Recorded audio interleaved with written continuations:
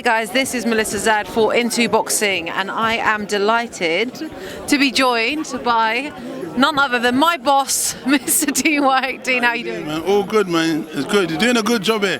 We're in the sunshine down in the Bournemouth Beach. It's lovely. It's all right, isn't it? It's nice to be nice. Bournemouth Beach, sunny. Nice day out. Also sand. Hello. Yeah, that's what, my friend was saying. He said, imagine only an hour and something away and we've got a beach with sand. It's mad, isn't it? Do you know what? It's really embarrassing because I've never been here before, and the only beaches I've been in England have all been like Stony, like Brighton. Yeah, and actually this is a beautiful beach. It looks pretty nice, I'm not even gonna lie. I've been Bournemouth quite a lot of times, but this is the first time I actually came to the beach though. You know what I mean?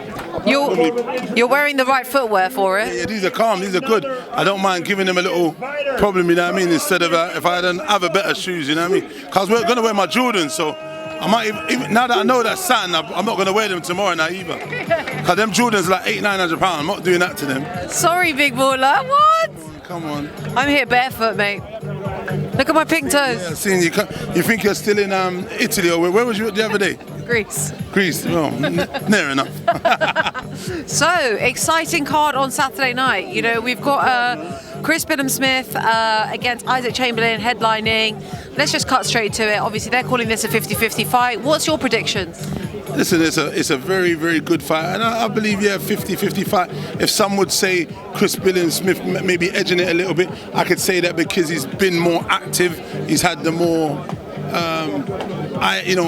relevant fights of late, and but Usyk's very talented, very skillful. So I mean, like, it's not going to be an easy fight. Usyk's skill set. If Usyk delivers, if Usyk settles, his nerves doesn't play a factor or anything like that. I've got him being able to box and do his thing. He goes to the body really well. But Chris Eubank saying that is durable. He's got a hell of a tank, and I don't know if he's the biggest puncher, but one thing, he doesn't stop punching, and he's a fighter, and he's had so much hard fights. Look, he had a hard fight with it, and that very close fight with Richard Riakpo, a close stablemate that used to be from the girls of his. So I mean, if Richard didn't knock him out, some would say Usyk might not knock him out, but Usyk goes to the body pretty good and comes up with the uppercut through the middle quite well as well. So Usyk's shot selection is a bit different, but you know what? It's going to be a good fight Saturday night, and I'm going to be rooting for Usyk. But yeah, man, it's a nice fight that's been made, and it's a surprising fight because I wasn't sure what was going to be next for Usyk. You know what I mean? But it's going to be a yardstick where we can gauge where Usyk has because of his inactivity in terms of the years that he's been a pro. So let's see what happens. Do you feel that, maybe the fact that he's not done the rounds in the ring in the recent fights that he's had, he's had lots of early stoppages. Do you think that that's going to play a factor in this fight? It could, but look, he's done it before. Once the breaking point in this thing is getting it actually done, actually doing the round. He's been 10 and I think 12 rounds before, so it's not the unknowing because he's been there already. That where you've not been there before, you don't know. I'm sure if he's done all the work in the gym, if he's peaked and hit all the numbers, he should be able to go in there and do it. He's got to set out a great stool, a game plan, not to blow his gasket too soon and shoot his load too early. Box smart and do what he needs to do and break the kid down and try and get a stoppage if he can. But Chris Eubank, like I said, he's a tough guy. He hasn't been stopped. Richard didn't stop him, and he's been in some good. He's faced McCarthy 2 times. So I don't know if I said it before about Jack Massey, but I don't know if he actually faced Jack Massey. But but he's actually faced a lot of top guys in the cruiserweight English ranking. So and look, this is yet another one. So let's see what happens Saturday night. Very exciting. Also good to hear who you're rooting for. Do you think that, just lastly, if Usyk wins, it'll be via stoppage, or do you think it'll go to decisions? Usyk's been stopping them of late, so I think him staying switched on for the duration, being patient enough to fire when he needs to, go into the body and then coming back upstairs, it'd probably be key to seeing if there's a victory here. So the body shots have been working for him, so let's see if that's going to land. Like I said, he's very slippery, moves his head well, he throws great uppercuts. Let's see if Chris Eubank with his aggression, he might walk onto one of these shots, and when you walk onto the shot, it doubles up the power, so it's going to be interesting, Obviously, sticking on the cruiserweight topic, we've got Mikel Lawal in a warm-up fight, let's call it, before facing Dion Juma for the British title. You're saying, oh, okay, like you didn't know, yeah? No, I've heard something, but I don't know, I mean, I think he was meant to fight Chris Eubank, wasn't he? Who was he meant to fight then? When he meant to fight one of these guys? No.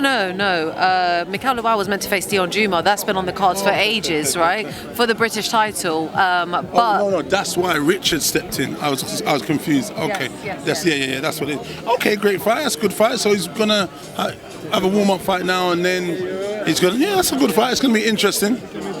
It'll be interesting to see, obviously, because Dion Juma's just taken his first loss, so it'll be interesting to see the impact of that loss on him psychologically. I think it's a hard fight for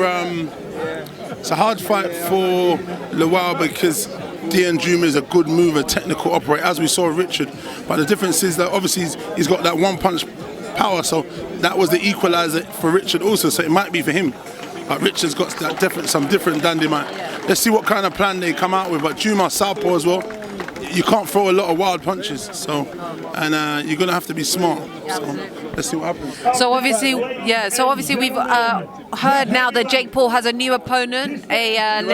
Jake Paul, he has a new opponent now. Yeah, well you don't know. What, he got rid of the Ratman guy? No, that guy. Yeah. No, I thought that guy took himself out of the bag. No. So he has the Rahman guy coming up. That's going to be in the cruiserweight division as well. What do you make of that fight?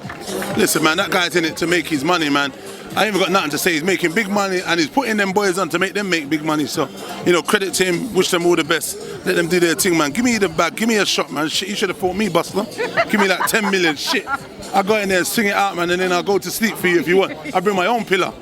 Shit. Pay me 10 million. I'll go down. I jump in there too, to be honest. Hey, what, 10 million, big man? I got in there quick. Hey, listen, I got in there quick. If I catch him, though, you better man don't catch him. I'll take him out and run with my money. But yeah, now you're making them boys their money, boy. I can't even say that. Look, there's fighters who are professional and never going to see that kind of money throughout their whole career. So, credit to him, let him do his thing. And I think it's good. It's good what he's doing. It is kind of, in the beginning when it first started, I was kind of thinking, look, there's guys, they're messing up the sport, but he's taking it serious. He's living the life. He's built a gym in his house with a ring, and he's taking the thing serious. So credit to him that he wants to do it the right way. You know what I mean? So big him up. There was lots of critics of him when he first started, but in all fairness, and me too as well, but in all fairness, he can actually fight, and I kind of... His game sucker, and he's doing his thing, and he's bringing the sport, he's making it happen, man.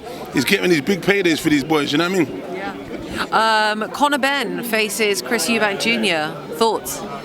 It's a great fight, man. As a fan of boxing, when you think of the Destroyer and Eubanks, come on, man, the history of those guys, this is amazing that we can come to this part of the life. Those guys have grown up and now they're going to face each other. It's something unimaginable, that we might have thought, because, Chris Eubank was fighting at super welterweight before, and no, super middleweight, and Conor was fighting at 140 and then welterweight, but now he's grown into the weight. So let's see it.